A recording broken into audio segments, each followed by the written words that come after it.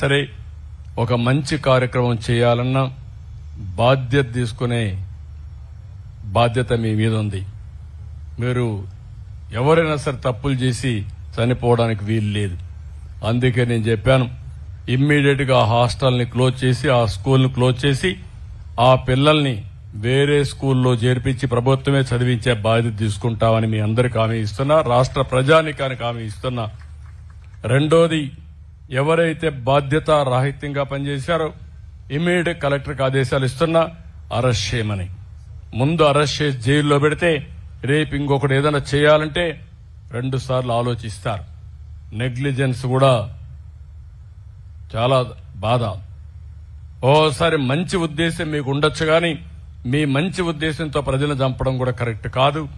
అందుకే అరెస్ట్ చేసి ఏం జరిగింది అన్ని కూడా ఎంక్వైరీ చేసి వాళ్ళందరిపైన యాక్షన్ తీసుకోమని కూడా ఆదేశాలు ఇచ్చాను. 3 చనిపోయిన పిల్లలకు ఒక్కొక్కరికి 10 లక్షల రూపాయలు ఆర్థిక సహాయం చేస్తున్నానని చెప్పి కూడా నేను మీకు తెలియజేస్తున్నా. ఈ ప్రభుత్వం బాధ్యత తీసుకుంటాం.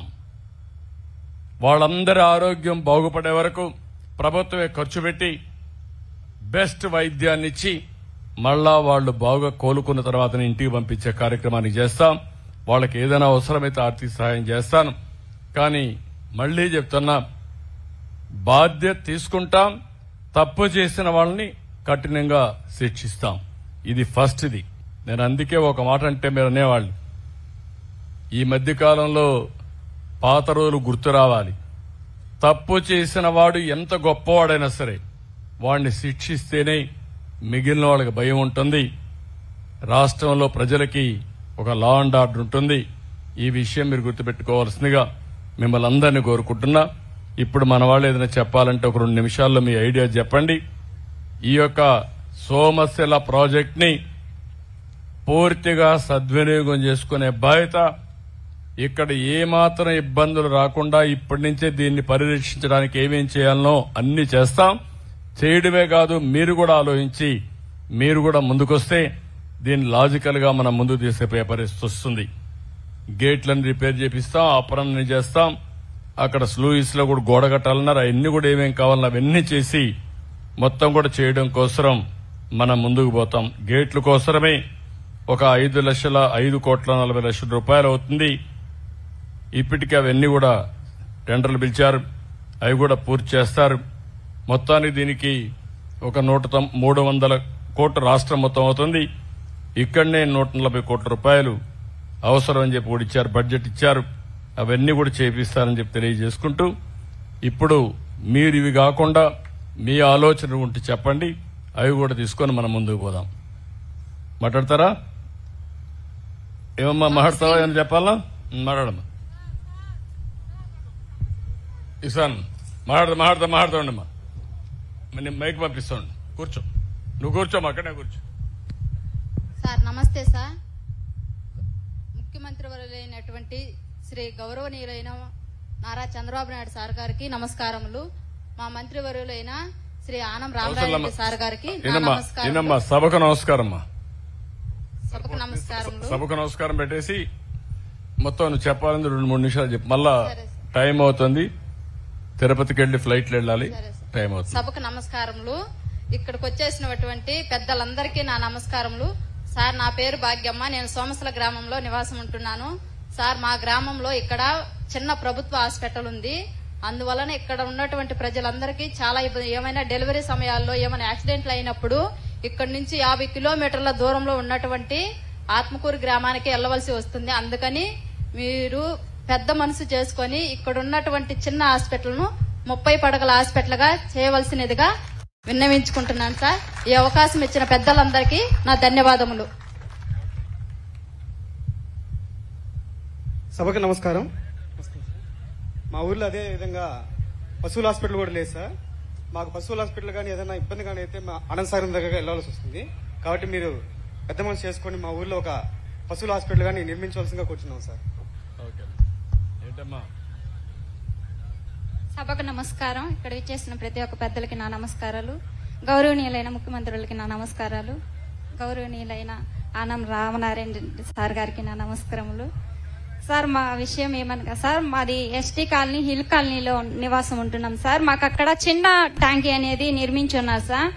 ఆ ట్యాంకీలో మాకు కొత్త పైప్ లైన్ అయితే వేసారు కానీ నీళ్లు సరిపోవట్లేదు సార్. మాకు పెద్ద ట్యాంకీ అనేది అయితే కావాలి సార్. ఆ ట్యాంకీ ఫుల్ ఫిల్ చేసిన తర్వాత ఒక సైడ్కే నీళ్లు సరిపోతున్నాయి సార్. మరో సైడ్కి వెళ్ళాలంటే వెయిట్ చేయాల్సి వస్తుంది. అలాగే ట్యాంకీ ఫుల్ ఫిల్ అయిన దాకా వెయిట్ చేయాల్సి వస్తా ఉంది సార్. మాకు ఎక్కువ నీళ్లు నిల్వ చేసుకోవడానికి పెద్ద ట్యాంకీ నిర్మించడానికి మీ సహాయం కావాలని ఈ అవకాశం ఇచ్చిన పెద్దలందరికీ ధన్యవాదాలు తెలియజేసుకుంటున్నాను. ఇప్పుడు అక్కడ ఉండే వాళ్ళు మాట్లాడుతా ఆవిడ ఆ అమ్మాయికి అండి చెప్పమ్మా. ఏంటమ్మా గట్టిగా మాట్లాడ.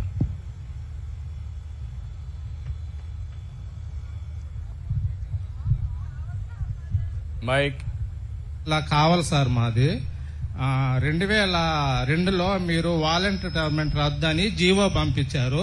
అప్పటికి ఒక సంవత్సరమే ముందు మేము ఈ వాలంటరీ అనేది పెట్టుకొని ఉన్నాము.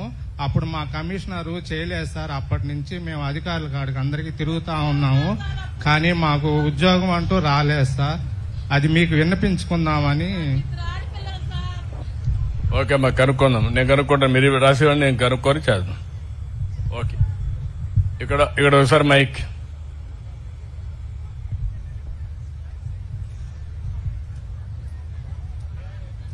గౌరవనీయులైనటువంటి ముఖ్యమంత్రి వర్యులు మైక్ ఆన్ చేయండి. అటు తిరిగి మాట్లాడండి వాళ్ళకు, మీడియాకు. ముఖ్యమంత్రి వర్యులైనటువంటి శ్రీ నారా చంద్రబాబు నాయుడు గారికి, వేదికను అలంకరించినటువంటి మంత్రులకు రామనారాయణ రెడ్డి గారికి, పొంగూరు నారాయణ గారికి, శాసనసభ్యులకు, అధికారులకు, పత్రికా ప్రతినిధులకు, ప్రజలకు అందరికీ నా హృదయపూర్వక నమస్కారం. మళ్ళీ మీరంతా ఉపన్యాసానికి వెళ్ళిపోయారు. పాయింట్లు రమ్మన్నా సార్. పాయింటే సార్, నేను ఇక్కడ దగ్గరలో ఉన్నటువంటి ఒక గ్రామ పంచాయతీ సర్పంచ్ సార్. నా పేరు ఓబుల్ రెడ్డి సార్. పాతాళ్లపల్లి మా గ్రామ పంచాయతీ. మీతో నేను ఇది 2వ తూరు ఇంటరాక్ట్ అయినాను సార్. 2001లో ఇక్కడ తుఫాన్ వచ్చింది సార్. మన ఇక్కడ ఐబీ దగ్గర కూడా ఎలిపెన్ వచ్చింది సార్. ఆ రోజు సడన్ గా మీరు హెలికాప్టర్ లో ఇక్కడ దిగారు సార్. ఆ రోజు ఇక్కడ నేను సర్పంచ్ గా నేను మీ దగ్గరకు ఒక్కడిని వచ్చాను సార్. ఎవరు కూడా రాలేదు సార్. పోలీస్ ఆఫీసర్, కలెక్టర్స్ కానీ ఎవరు లేరు సార్. కేవలం ఒక డిఎస్పీ గారు ఉన్నారు, నన్ను పంపించారు మీ దగ్గర ఇంటరాక్ట్ చేయమని. అక్కడికి వెళ్లి మీతో ఒక అర్ధగంట సేపు మాట్లాడాను సార్. ఆ రోజు నేను ఒక్కడినే ఉన్నాను సార్. అవతల పక్క ఏముందంటే రోడ్డు ఉంది సార్, గూడూరుకి వెళ్తుంది, నెల్లూరుకి వెళ్తుందని గుర్తు చేసుకోండి సార్. చెప్పాను సార్. ఆ విధంగా ఆ రోజు అడిగాను సార్. మా ప్రాంతం అంతా చాలా డ్యామేజ్ అయ్యి ఉంది సార్. ఒక సర్పంచ్ గా నేను రిప్రజెంట్ చేశాను సార్. కెనాల్స్ అన్ని డ్యామేజ్ జరిగినాయి సార్. ఇళ్లలోకి నీళ్లు వచ్చినాయి సార్. అలాగే మీరు విరివిగా మంచి ఉదార స్వభావాలు మాకందరికీ ప్రజల్ని ఆదుకోండి సార్ అని చెప్పి ఆ రోజు నేను రిక్వెస్ట్ చేశాను సార్. ఆ ప్రకారంగా మీరు ప్రతి ఇంటికి 10 కిలోల కిరసనాయిలు కానీ, 25 కేజీలు రైస్ కానీ, పంటలు దెబ్బతిన్న వాళ్ళకి డబ్బులు కానీ, ఇళ్లు దెబ్బతిన్న వాళ్ళకి డబ్బులు కానీ విరివిగా అందించి ఆదుకున్న ఉదార స్వభావం సార్ మీది. నేను చెప్తున్నాను సార్. ఆ రోజు నుంచి నా మనసులో చిరస్థాయిగా మీరు నిలిచిపోయి ఉండాలి సార్. ఈ రోజు కూడా అనుకోకుండా వచ్చారు సార్. నిన్న సాయంత్రం వరకు నాకు తెలియదు సార్ ఈ మన సీఎం గారు వస్తున్నారంటే ఇది 2వ తూరి ఆయనతో ఇంటరాక్ట్ కావాలనుకున్నాను సార్. ముఖ్యంగా ఈ రోజు ప్రాజెక్టు గురించి చెప్తున్నాను సార్. నేను 2 టైమ్స్ నేను అనుభవించాను సార్. నేను ఒక రైతును సార్. ఈ కెనాల్లో బొల్లేరు కృష్ణయ్య 99లో శాసనసభ్యుడిగా ఉన్నప్పుడు కేవలం ఈ ప్రాజెక్టులో 18 టీఎంసీల నీరు మాత్రమే నిల్వ ఉన్నది సార్.